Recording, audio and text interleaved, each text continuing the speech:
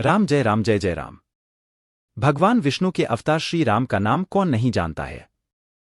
रामायण महाकाव्य के रचयिता महर्षि वाल्मीकि ने अपने ग्रंथ में लिखा है कि भगवान श्री राम में वैदिक सनातन धर्म की आत्मा कहे जाने वाले सभी गुण विद्यमान हैं। भगवान राम को पुरुषों में सबसे उत्तम पुरुष अर्थात मर्यादा पुरुषोत्तम भी कहा जाता है। त्रेतायुग में जन्मे भगवान श्री राम अयोध्या के महाराज दशरथ के सबसे बड़े पुत्र थे। लक्ष्मण, भरत, शत्रुघ्न राम के भाई थे। भगवान राम की मां कौशल्या थी और शेष सुमित्रा और कैकेयी के पुत्र थे।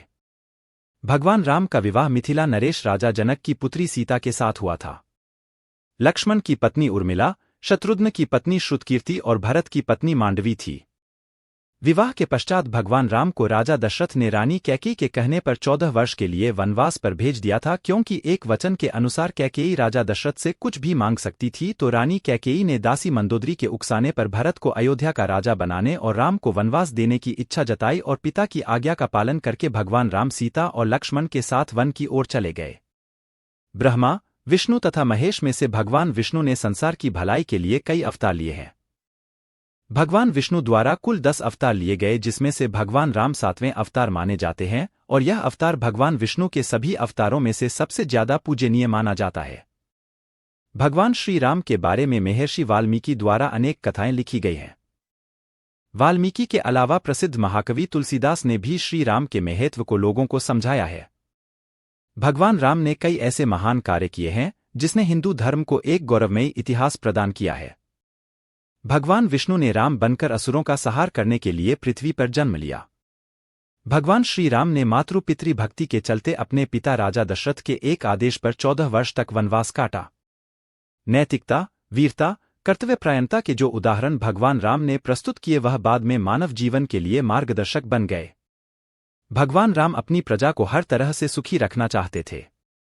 उनकी धारणा थी कि जिस राजा के शासन में प्रजा दुखी रहती है वह राजा नरक भोगी होता है। महाकवि तुलसीदास जी ने रामचरितमानस में रामराज्य की विशद चर्चा की है।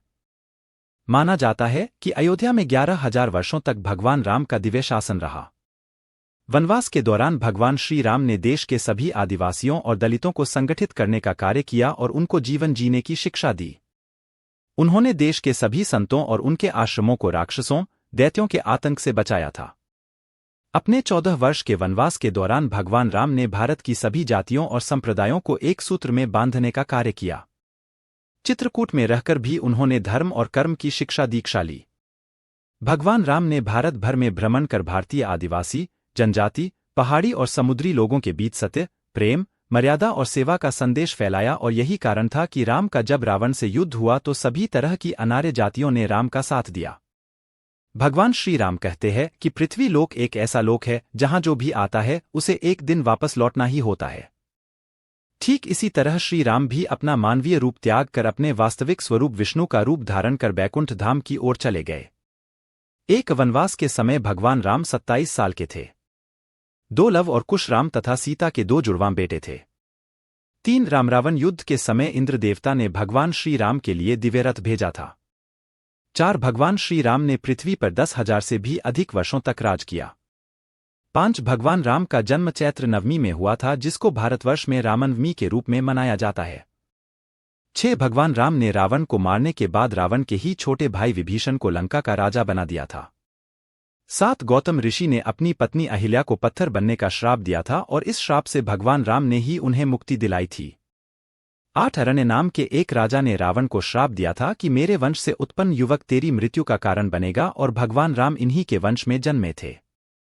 9 माता सीता को रावण की कैद से आजाद कराने के लिए रास्ते में पड़े समुद्र को पार करने के लिए भगवान राम ने एकादशी का व्रत किया था।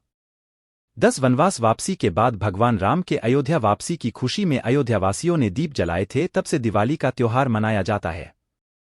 धार्मिक कथाओं के अनुसार भगवान श्री राम के बिना दुनिया भी कुछ नहीं है।